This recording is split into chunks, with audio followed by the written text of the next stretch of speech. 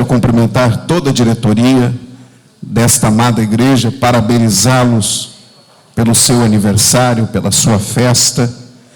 É uma honra, é um privilégio poder estar com vocês nesses 2 dias, celebrando ao Senhor esta tão linda e maravilhosa vitória. Minha gratidão, repito, ao pastor Tiago, pastora Fabiane, pela sua recepção de sempre, seu amor, seu carinho, e eu tenho certeza que a vida do pastor se reflete na vida da sua igreja e das suas ovelhas. Vocês são uma igreja amada e uma igreja querida e devem festejar muito esta grande vitória. Eu disse, vocês devem festejar muito esta grande vitória. Mais do que uma salva de palmas, você tem os lábios para celebrar e adorar ao Senhor. Você tem palavras de gratidão. Você tem fôlego de vida para bendizer aquele que concede todas as coisas, mesmo que nós não mereçamos. Ele merece ser honrado, adorado, glorificado, exaltado, engrandecido por cada um de nós. O seu nome é a razão, ele, a sua pessoa, é o motivo de estarmos aqui celebrando e adorando o nosso Deus. Jesus Cristo é a razão desta festa. Jesus Cristo é o motivo de nós estarmos aqui. Se você concorda comigo, levante a sua mão um instantinho só.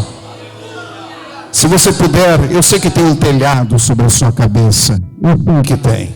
Mas olhe para cima e adore a Deus que está nos céus. Adore aquele que está sentado, entronizado à destra de Deus Pai.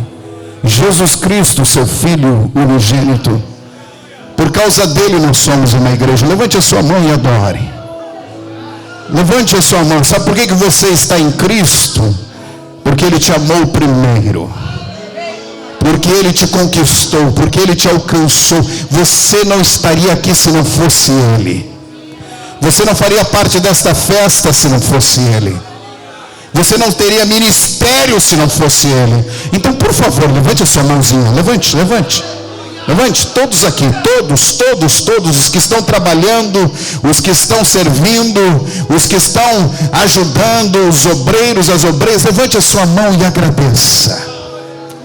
Diga, Senhor, nós erguemos as nossas mãos para te adorar. Nós erguemos as nossas mãos para glorificar o seu nome. Nós não seríamos igreja se não fosse por tua causa. Ou nós não seríamos irmãos se não fosse o teu sangue nos ter tornado uma só família. Você poderia dizer ao irmão que está do seu lado: que bom que você veio celebrar. Que bom que você é parte desta família. Aleluia. Aleluia. Celebre, irmão, celebre. Se eu estivesse agora, neste momento, com a minha amada igreja ali em São Marcos, eu estaria dizendo exatamente isso para eles se nós tivéssemos uma festa como essa. Celebre, adore aquele que nos fez, aleluia, uma verdadeira família, uma grande, linda família. Bendito seja o seu nome. Eu gostaria que nós nos centrássemos naquilo para o qual nós nos propomos nesta noite, que é ouvir a sua palavra. E se você puder ficar um instante apenas em pé comigo para, em reverência às Escrituras Sagradas, fazermos leitura no Santo Livro, no livro de Atos dos Apóstolos, no capítulo de número 2, versículo de número 42. E eu dizia ao pastor Tiago, eu não sou o tipo de pregador que espera em Deus confirmações, mas os louvores que foram entoados, em especial, que as nossas jovens, o grupo de louvor entoou aqui sobre a vitória da igreja, é a mais pura, aleluia, confirmação da revelação da palavra do Senhor para nossas vidas nesta noite. E eu quero dizer a você que a igreja segue perseverando e ela vai prevalecer. E ela vai chegar ao encontro de Jesus nos ares num dia que nós não sabemos, mas ele vai acontecer. o Espírito Santo reunirá todos aqueles que dormem no Senhor, os tirará das sepulturas, aleluia, os chamará do pó e das cinzas.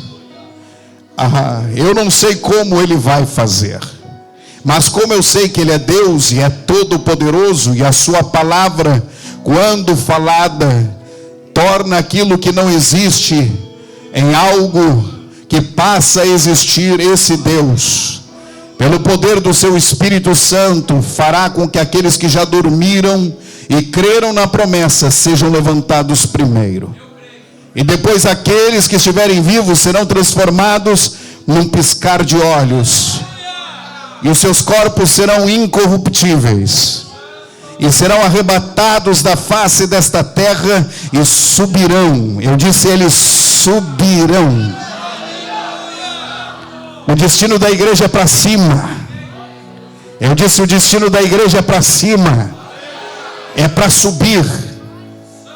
Oh, aleluia. Eu não sei você, mas o meu coração arde, a minha alma, aleluia, ela está ardendo de desejo, de anseio por esse dia.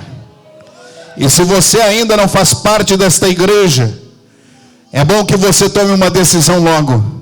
Jesus está esperando para colocar o teu nome no livro da vida do Cordeiro e te fazer parte deste povo que vai triunfar. Por enquanto somos igreja militante, igreja que está batalhando, igreja que está enfrentando guerras, lutas e batalhas. Mas chegará o dia em que esta igreja vai triunfar para sempre. Aleluia. Eu estou olhando para ela aqui. Eu estou olhando para esta igreja.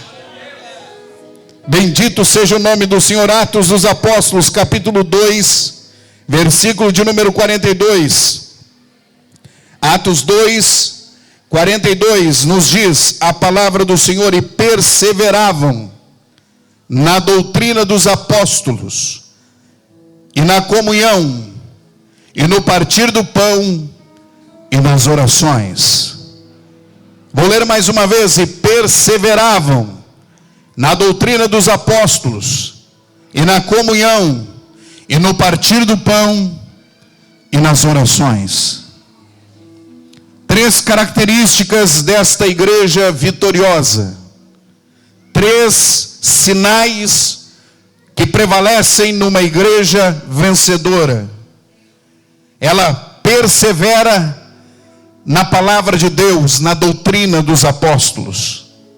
Ela permanece numa íntima comunhão com Deus e entre os irmãos. Ela permanece partindo pão, olhando com amor e com carinho o necessitado, o que tem maior necessidade, e permanece no altar da oração. Queridos, nesses poucos minutos, eu gostaria que você, junto comigo, desse as mãos ao precioso Espírito Santo, para que Ele nos conduza à revelação da palavra de Deus ao nosso coração. Se você está disposto a receber a palavra de Deus, diga eu. Glória a Deus. Tome assento, por gentileza. Ao ouvirmos esse texto conhecido de todos vocês, nos é relatado o fato das primeiras conversões. A igreja estava dando os seus primeiros passos. Eu prometo ser sucinto, prometo não ser extenso, mas eu preciso que você dedique esses poucos minutos com toda a sua atenção a esta revelação bíblica que nos é dada nesta noite.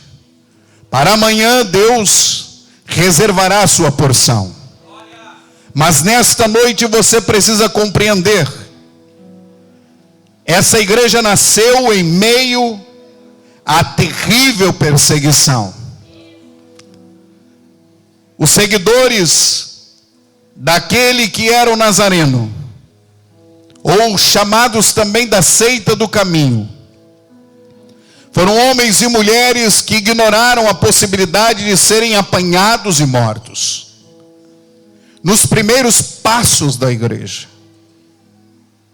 Ainda nesse capítulo, ao mesmo tempo que nós nos recordamos que um jovem rabino se levantava na região de Nazaré, na Galileia, um outro jovem rabino em Jerusalém também se levantava para se tornar o maior perseguidor daqueles que criam, seguiam e serviam a Cristo. E eu quero lembrar a vocês que à medida que Jesus crescia e o seu ministério estava sendo preparado para despontar e sair do nível privado para o nível público, também um jovem rabino se levantava com notoriedade nos círculos rabínicos dentro de Jerusalém.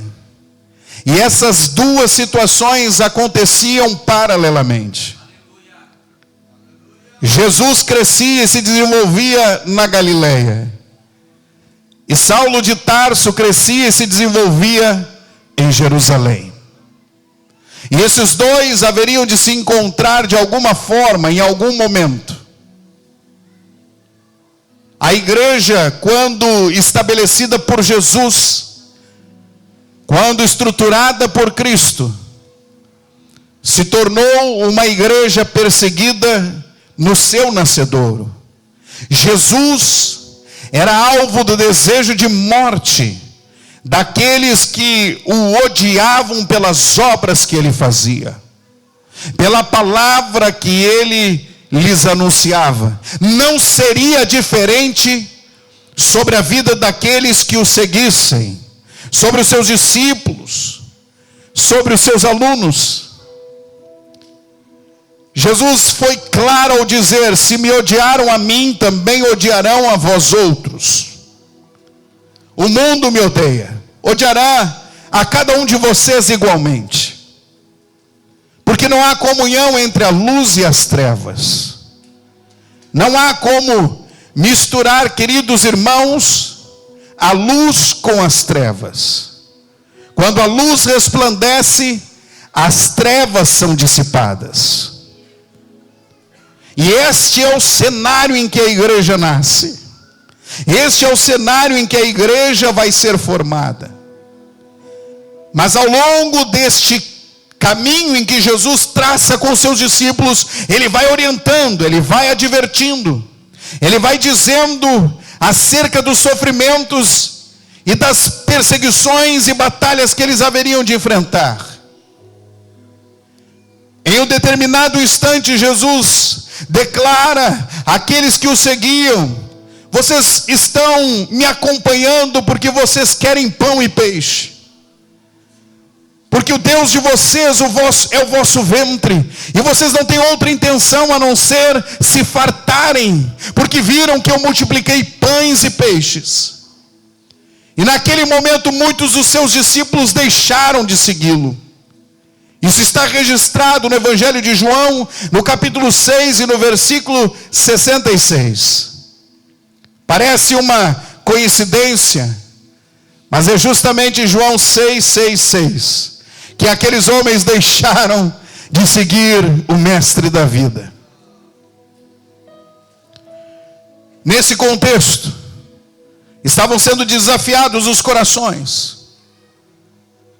Jesus foi claro ao dizer a eles: olha, os pássaros têm os seus ninhos, as raposas têm os seus covis, mas o Filho do Homem não tem aonde reclinar a sua cabeça. Eu não tenho um teto para também abrigá-los. Eu não tenho nada a lhes oferecer a não ser longas jornadas, dias a fio caminhando nesta região, dormindo ao relento, comendo o que se tem, vivendo do que se pode. Jesus desafiava o coração e a mente dos seus discípulos a cada instante. E repito, ele ia lhes advertindo daquilo que eles haveriam de enfrentar. E de um determinado momento, Jesus olha para Pedro e diz: tu és Pedro, Tu és um fragmento de rocha, tu és uma pedrinha pequena. E Jesus olha para eles e diz: mas sobre esta pedra, sobre esta rocha, isto é, sobre Ele mesmo, edificarei a minha igreja. E as portas do inferno não prevalecerão contra ela. Muitos têm interpretado, queridos, essa passagem de forma equivocada. E eu quero que você coloque isso em seu coração, como se a igreja é que estivesse na defensiva. Como se a igreja estivesse se protegendo dos ataques do maligno. Isto não é verdade. As portas do inferno é que serão saqueadas e não terão condições de prevalecer contra a igreja verdadeira de Cristo Jesus. Mas você precisa definir e decidir se você será esta igreja verdadeira. Você precisa decidir, determinar em seu coração e escolher fazer parte desta igreja que vai prevalecer. Que apesar dos ataques, ela não é uma pobre, coitada igreja que está sofrendo investidas do seu inimigo. Não, ela é uma igreja que está militando poderosamente e marchando na face da terra com o seu general à frente dela, conquistando, avançando, caminhando, vencendo as batalhas de cada dia. Eu me recuso a aceitar que a igreja verdadeira é uma igreja raquítica espiritualmente, fraca, com uma musculatura falha, pequena. Não, a igreja verdadeira é uma igreja poderosa. Não importa o seu tamanho, não importa o tamanho dela no bairro em que ela se encontra, não importa se é uma pequena igreja com alguns membros, quando ela é verdadeira, as portas do inferno não prevalecem contra ela. Aleluia. Oh, aleluia. Queridos, após o derramamento do Espírito Santo no dia de Pentecostes, eu estou falando da maior explosão que já aconteceu sobre a face desta terra, a maior manifestação de poder já emanado, já irradiado sobre a face da terra. Eu estive no Marco Zero, em Hiroshima, exatamente no lugar onde lançaram aquela bomba nuclear, em que se formou aquela rosa nuclear, que expandiu-se com calor imensurável, varreu, destruiu, dizimou, derreteu pessoas.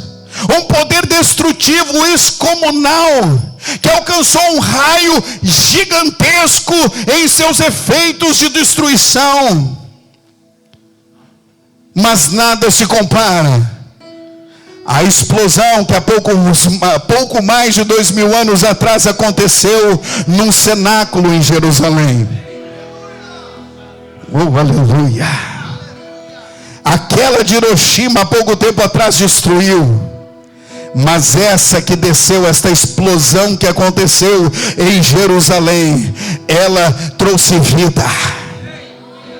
Ela edificou uma igreja poderosa, vencedora, uma igreja que prevalece, que segue marchando e que vai subir daqui um pouquinho ao encontro do seu amado. Eu quero que você entenda que uma explosão como aquela que sucedeu nessa cidade de Hiroshima, ela fez com que toda aquela região à sua volta, num raio de quilômetros, fosse completamente fragmentada, destruída, dizimada. Mas a explosão que aconteceu naquele lugar em Jerusalém, naquele aposento alto, aleluia, eu não sei se você está entendendo. Chegou aqui em Portão, aleluia. A explosão se expandiu, o poder se manifestou e foi irradiando este poder. Esse poder foi sendo derramado, manifestado, não foi destruindo, foi trazendo vida, foi produzindo poder e mais poder e mais poder. O que estava morto reviveu, o que estava cansado foi fortalecido, o que estava abatido se alegrou. Até a tristeza na sua presença saltou de alegria. Será que alguém está entendendo do poder que nós estamos falando, do poder que nós estamos mencionando? Você compreende que esse poder está aqui nesta noite? Esse poder se manifesta na vida daqueles que creem ainda nesta noite. Não é um poder que cessa, não é um poder que se termina, é um poder que se multiplica, é um poder que contagia, é um poder, aleluia, que manifesta uma sensação de glória, uma sensação de vitória. Só aquele que tem este poder sabe do que eu estou falando. Só aquele que já teve essa experiência desse poder sabe do que se trata.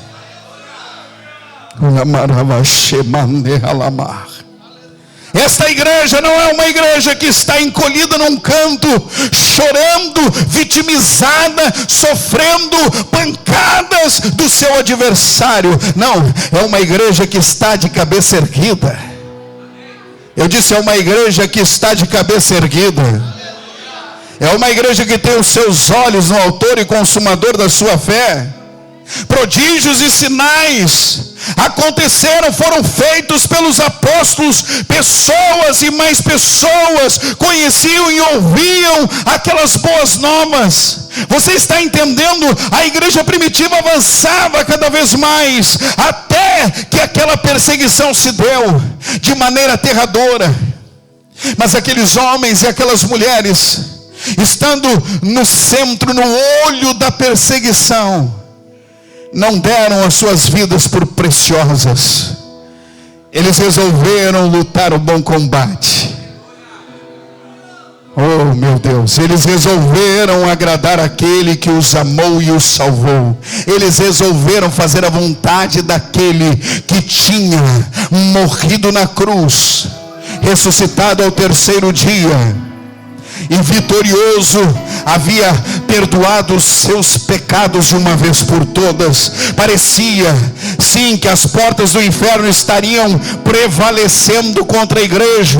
Cristãos começaram a ser mortos, discípulos começaram a ser martirizados. Mas Pedro e João responderam às autoridades: nós não podemos deixar de falar das coisas que nós temos visto, das coisas que nós temos ouvido. Vocês não vão nos parar, as suas ameaças não podem nos parar, as suas ameaças de morte não vão estagnar o nosso trabalho, não vão deixar com que nós nos acovardemos e nós nos escondamos da luta, da peleja. Se vocês nos prenderem, nós pregaremos com os grilhões, nós pregaremos nas cadeias. Se vocês nos soltarem, nós iremos para as ruas, nós anunciaremos o poder que desceu sobre nós, a glória que está na nossa vida, daquele que venceu. Eu disse, daquele que venceu.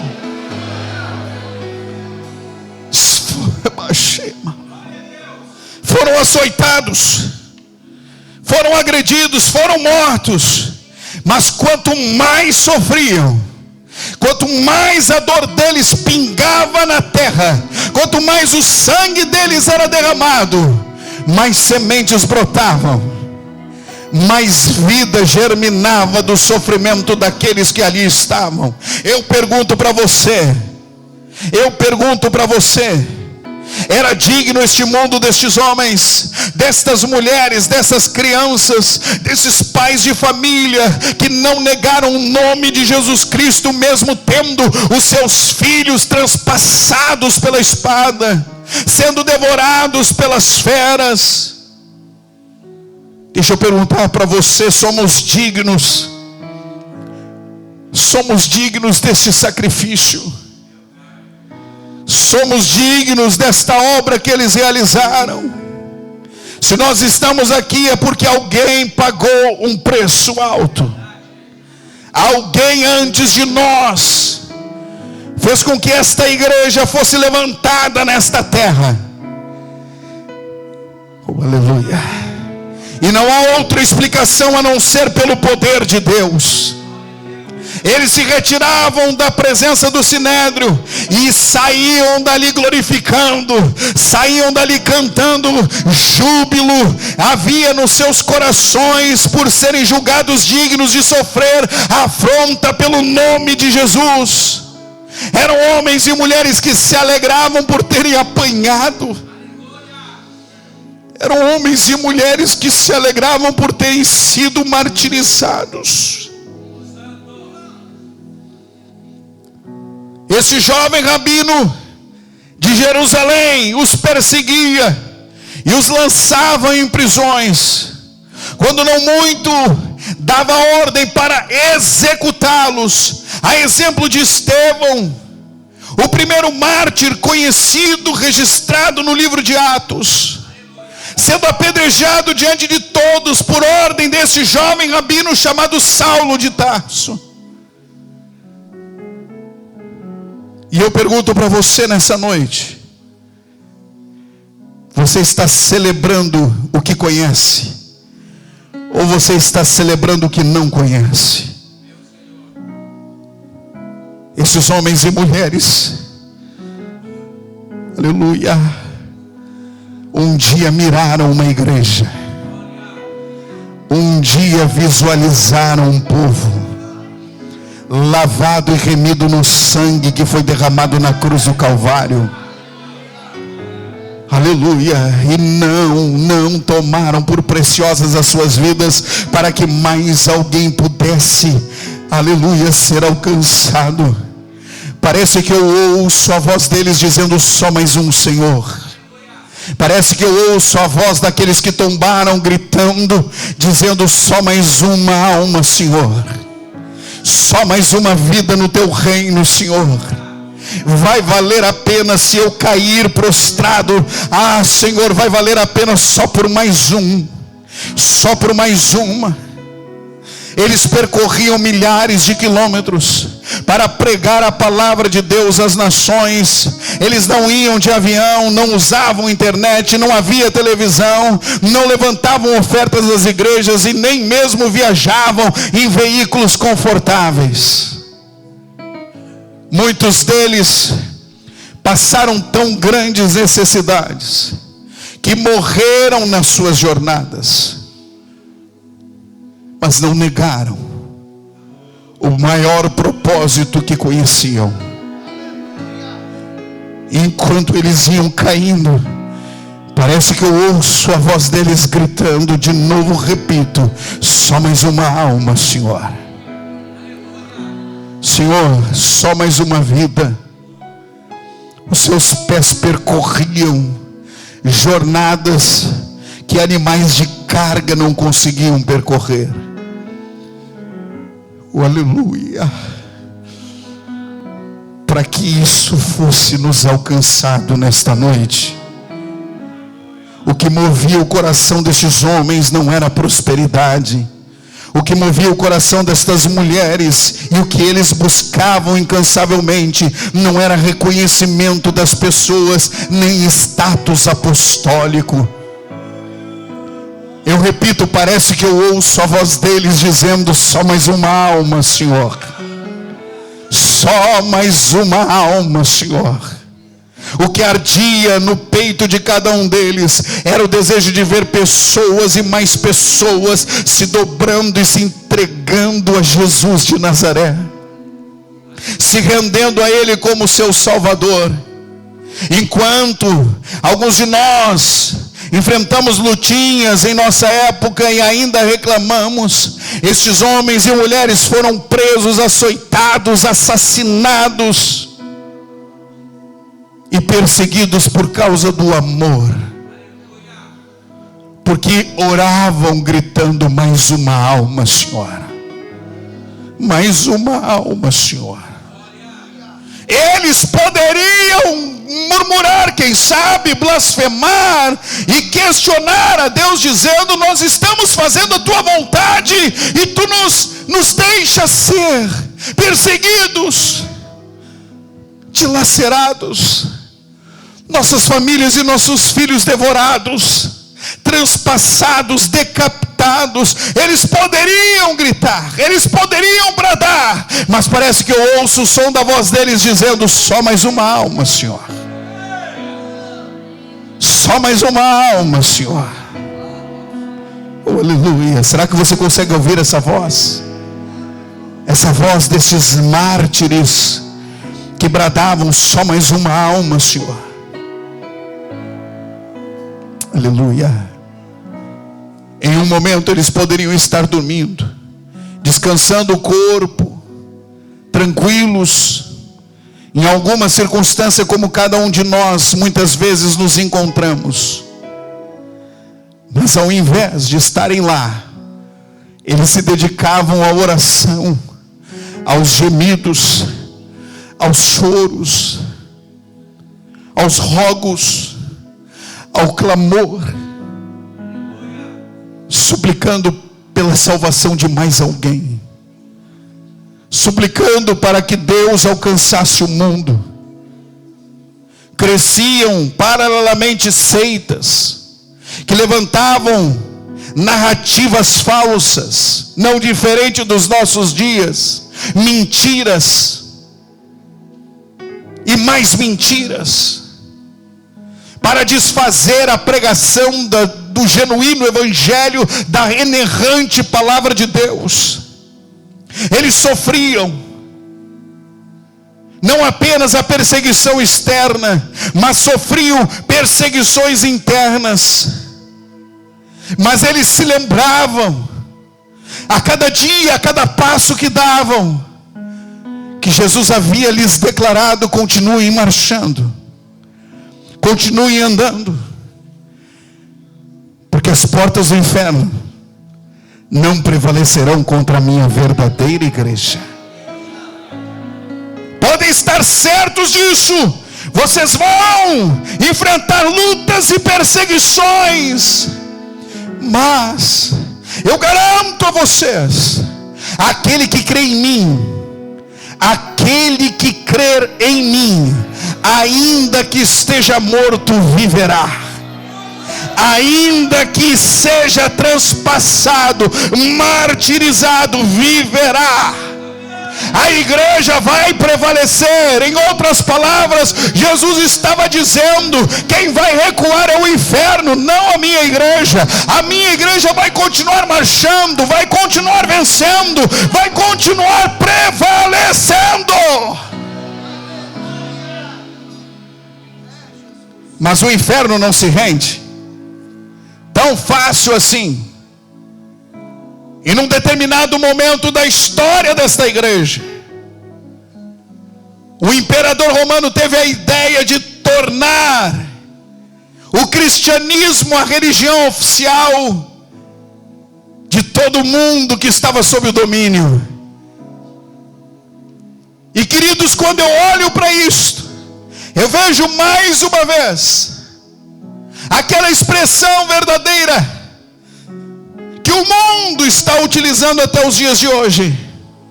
Já que não podemos vencê-los, vamos nos juntar a eles.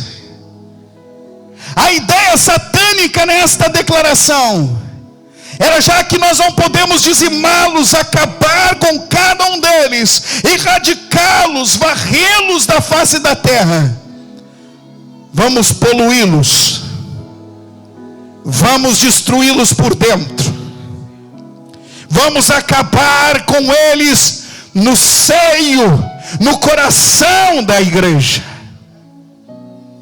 Quando o cristianismo é oficializado como religião oficial do Império Romano, o catolicismo permite a entrada do paganismo e as coisas começaram a ir de mal a pior. Será que a igreja foi vencida por alguns séculos por causa desta contaminação, por causa desta poluição, da idolatria, da prostituição espiritual, dos cultos pagãos que foram inseridos no seio da igreja? Há poucos dias atrás, Eu estive numa igreja bizantina do ano 1004, que foi construída sobre uma cripta pagã de mais de 2000 anos antes de Cristo.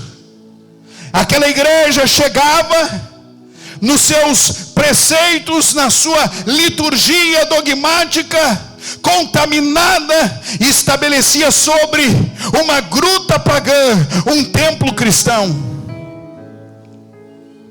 A mistura trágica aconteceu, tentando fazer com que a igreja parasse, tentando matar a igreja no seu coração, tentando contaminá-la e destruí-la de dentro para fora.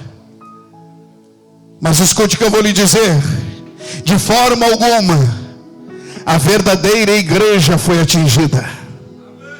Eu disse, de forma alguma a igreja verdadeira se prostrou de joelhos e se rendeu a este movimento pagão, mundano e diabólico.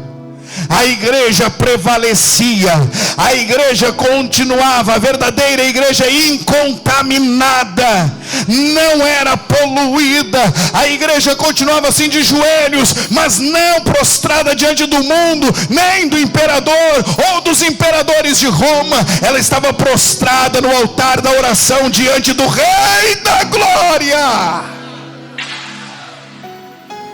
No meio daqueles homens, daqueles sacerdotes, daquele clérigo que negociavam a verdade pela mentira, havia um povo que prevalecia. Havia uma igreja que não se rendia. Será que eu estou pregando para alguém aqui nessa noite? Será que nós não estamos vivendo um contexto semelhante nos nossos dias? Será que nós não estamos diante, em face de encarar esta realidade a cada momento que nós vivemos? Eu afirmo a vocês que os tempos não são diferentes. O momento é o mesmo que a igreja enfrenta. São táticas apenas, são ferramentas, são armas diferentes que Satanás usa no nosso momento. Mas eu digo a você, ainda há uma igreja verdadeira, uma igreja que detém o poder que desceu em Jerusalém, uma igreja que não se rende e continua incendiada pelo fogo que desceu lá no cenáculo, que prevalece, que permanece, que continua batalhando e vai triunfar logo ali adiante. O sistema romano, já vou encerrar, querida igreja, ameaçava a morte os que fossem ao encontro dos seus dogmas. Muitos foram à fogueira por causa disso, mas Deus levantou não apenas um homem em 1517 chamado Martinho Lutero, mas levantou homens e mulheres para prevalecerem na verdade, e logo em seguida permaneceu o poder de Deus sendo derramado sobre corações, aleluia, desejosos, ardendo pela verdade. As portas do inferno não puderam prevalecer contra a igreja. Eu disse, as portas do inferno não puderam prevalecer contra a igreja. A verdadeira identidade de uma igreja vencedora é aquela igreja que permanece na verdade. Eu disse, permanece na verdade. Satanás não vai brincar, Satanás não vai parar, Satanás não vai fingir de morto. Ele vai continuar atacando a sua igreja, a igreja de Cristo. Ela vai continuar sendo alvo dos ataques do maligno, sendo alvejada por poderosas armas satânicas. Mas grave isso, a igreja verdadeira vai prevalecer, a igreja verdadeira vai vencer cada ataque do seu adversário. A pergunta é, você faz parte dessa igreja? Eu disse, você faz parte dessa igreja? Cadê o jovem que faz parte dessa igreja? Cadê você? Cadê você? Cadê você que vai dizer: não importa, pastor, não importa o que eu sofra, não importa o que eu padeça, eu não vou me render, eu não vou me prostrar, a não ser diante dele eu me dobro, diante dele eu coloco o meu rosto no pó, diante dele eu reconheço que não sou nada, mas diante deste mundo, diante desse sistema mundano, eu continuo dizendo que sou a igreja contra a qual as portas do inferno não prevalecerão contra ela. Cadê a pedra angular? Ela está, aleluia, na sua vida. Você está edificado sobre esta rocha. Pois então eu digo, você é a igreja verdadeira. A pedra que saiu de Judá se chama Jesus de Nazaré. Sobre ela a igreja verdadeira está edificada. Não negocia valores, não se vende, não se prostitui, não troca os seus princípios por absolutamente nada. Esta é a igreja que nasceu lá no cenáculo. Esta é a igreja poderosa que nasceu em Jerusalém. É daí que Deus vai fazer a diferença. É daí que Deus vai fazer esta terra estremecer. Eu vou dizer para você, os céus estão aguardando um alarido da igreja.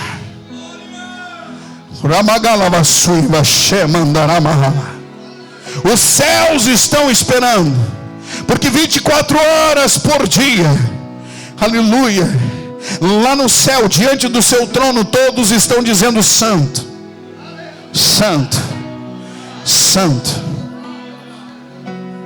aleluia. 24 horas por dia, 7 dias da semana do nosso calendário, 365 dias por ano, lá no céu, aleluia. Há um clamor, há uma declaração diária dizendo que Ele é santo, que Ele é santo e que Ele é santo. Os céus estão esperando uma reação da igreja.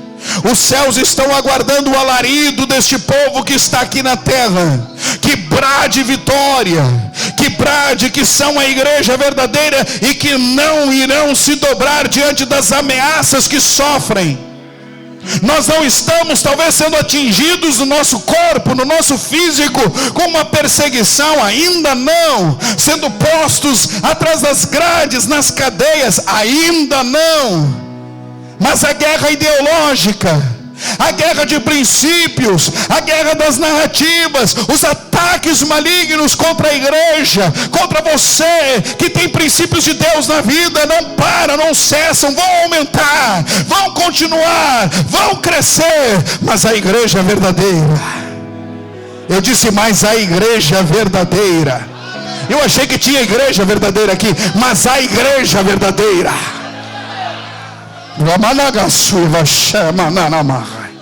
não vai perder a sua família, não vai perder os seus filhos, não vai perder a sua identidade, não vai perder, ela vai prevalecer. A igreja que é vencedora, a igreja que tem essas características, é uma igreja cujo DNA de Deus está nela, o DNA de Jesus Cristo está nela, ela é inegociável.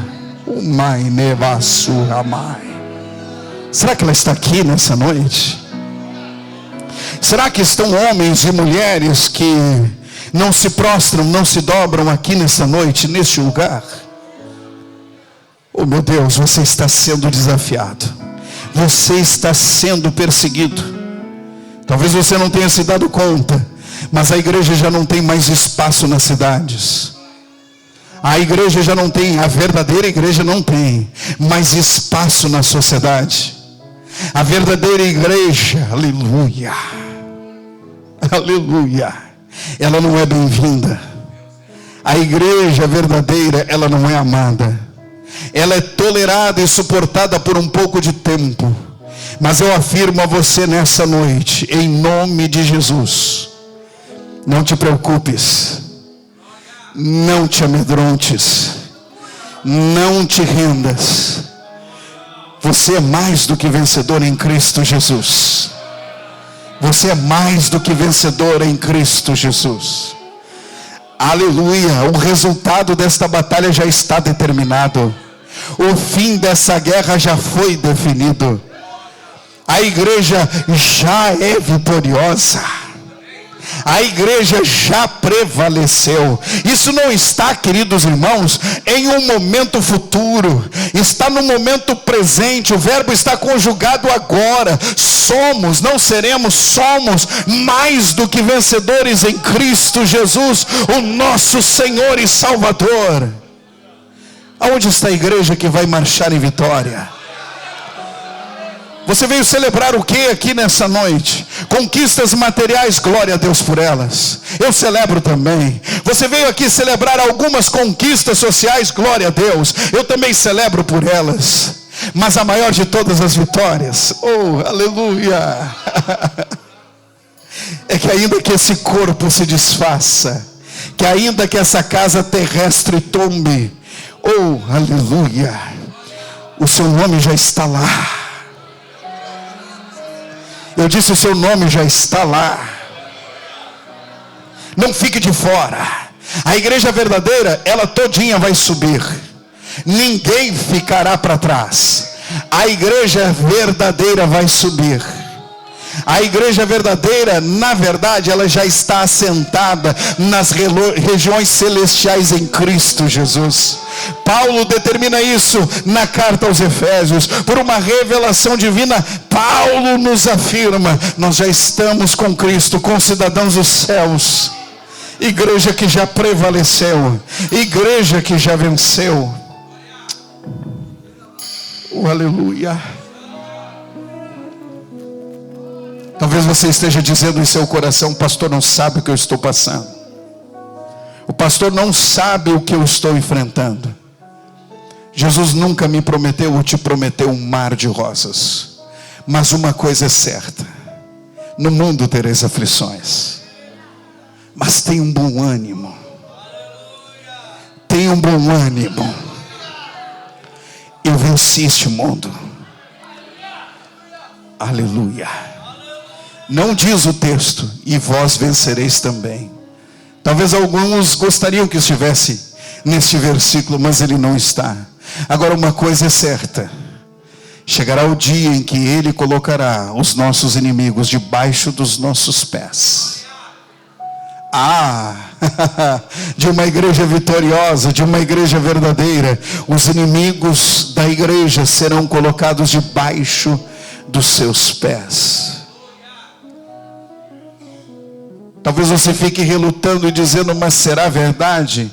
Eu estou enfrentando tantas guerras, tantas lutas e tantas batalhas que eu não consigo enxergar.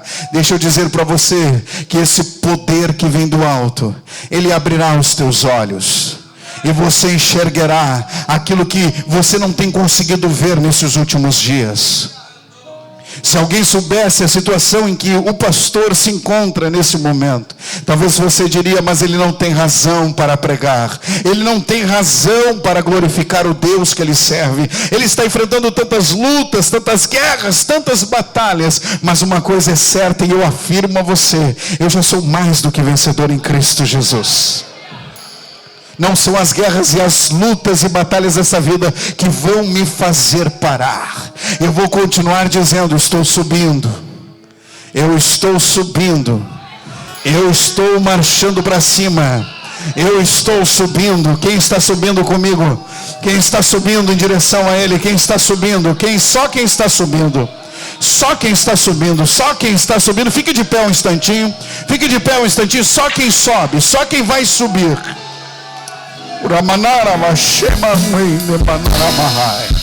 Só quem vai subir, só quem vai subir.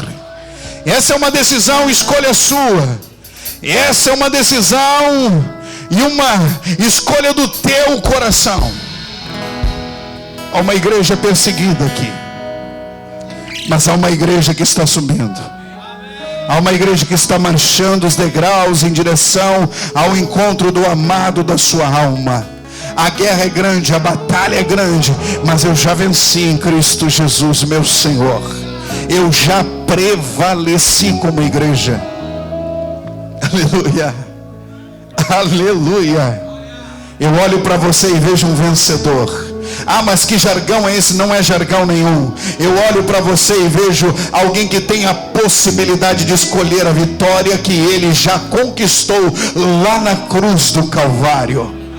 Tome posse dessa vitória agora. Apodera-te da vitória na cruz. Fecha os teus olhos um instante comigo.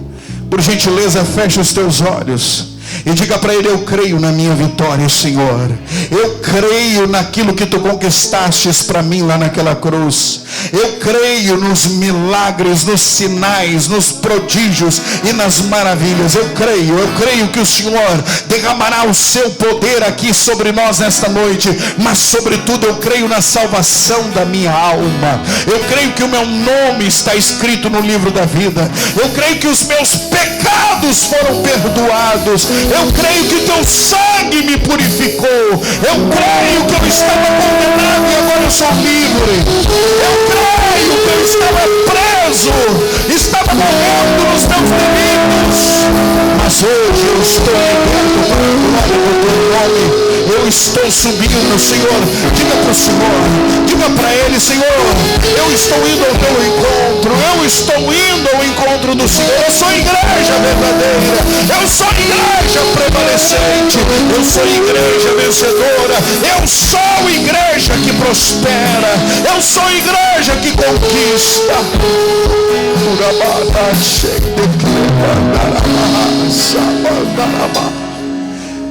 Aleluia. Escute. Tem tantos que estão acovardados. Estão tão acovardados. É a hora de você se posicionar. Diga para ele: eu tomo posse da minha vitória. Eu tomo posse da minha vitória. Senhor, eu vou subir, eu vou subir.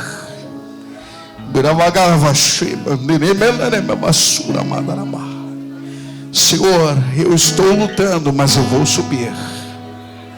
Senhor, eu estou guerreando, mas eu vou subir. Jovem, você que está lutando contra esta natureza caída e pecaminosa, está sendo tão assediado pelo pecado, tão de perto, sendo trazido para um nível terreno e mundano. Diga para ele agora: Senhor, eu estou lutando, mas eu vou subir. Diga para ele: Senhor, eu estou enfrentando guerras, mas eu vou subir.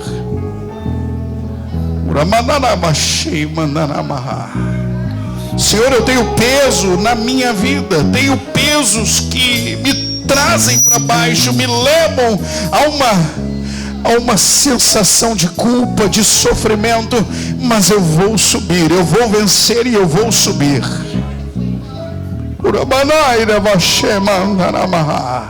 Senhor, eu estou com a consciência pesada aqui nesta noite, mas eu creio que o teu sangue me purifica. Eu creio que o Senhor me perdoa dos meus pecados, e eu sei que eu vou subir.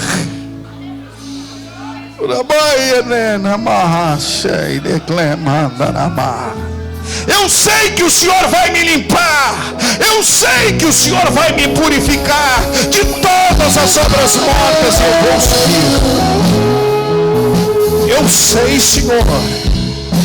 Eu sei, Senhor. Eu estou em guerra, mas eu já venci em teu nome. Eu já prevaleci no teu nome.